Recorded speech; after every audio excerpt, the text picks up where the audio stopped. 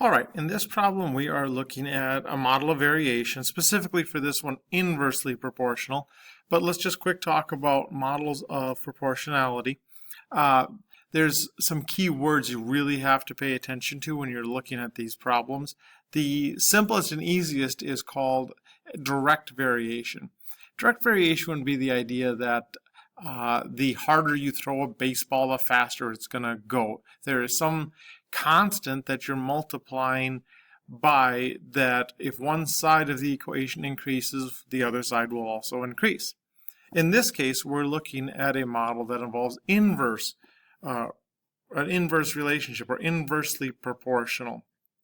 That's the idea of as one thing gets smaller, the other one actually gets bigger. So let me read the problem here. If it is known that the velocity of fluid flowing out of a conduit is inversely proportional to the cross-sectional area of the conduit, we're assuming that the volume of the flow per unit of time is held constant. Determine the change in the velocity of the water flowing from a hose when a person places their finger over the end of the hose to decrease the cross-sectional area by 25%. All right, we've all done this. We've got a garden hose out, the water's coming out. It's coming out at a constant gallons per minute coming out of the hose. And we're trying to spray our little brother or sister or something like that. So we place our finger over part of the end of the hose. And we know that it comes out then at a faster velocity. It shoots farther at them. That's what this problem is about. When you read proportionality problems, models of variation, you got to really read closely and figure out what's going on so that you can kind of know what to expect when we're done with the problem. In this case, we would expect that whatever the velocity is, it'll be bigger. That's what I'm expecting here.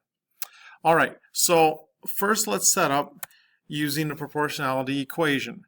When you're looking at inversely proportional, there's always a constant. And it's the constant times 1 over whatever it's inversely proportional to. In this case, it says up here it's inversely proportional to the cross-sectional area. So, depending on how big that is, the area of that circle, the cross-section of a hose is a circle. That's what this is inversely proportional to. In this case, the bigger this would get, the smaller this would get. But we're doing the opposite. We're actually making this smaller, so our velocity is going to get bigger. The constants, they depend on whatever the problem is. In this case, this constant would refer to the gallons per minute. But inversely proportional problems or directly proportional problems, the constant will change for every question because it depends on the situation you're actually talking about. So let's look at this one.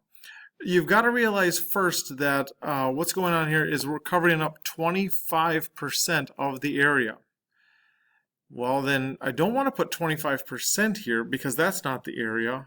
I want when I have 25% less, which means I'm leaving myself 75% of the area. So I'm going to put that in. The velocity of the water coming out is whatever that constant is, times 1 over 75% of what the area is. We don't actually know what the area is here. We don't need to know that actually to solve this problem. So 75% is what's left. If you would take on your calculator and just divide 1 divided by 0.75, you'll get this. 1.333 repeating, which you should recognize that. That's the same as 1 1/3. Okay, anytime you see 0.33 repeating, that's a third. So what we're talking about here is that the velocity is equal to whatever the constant is. Again, that didn't change. The gallons per minute of water coming out the hose in this case, that didn't change.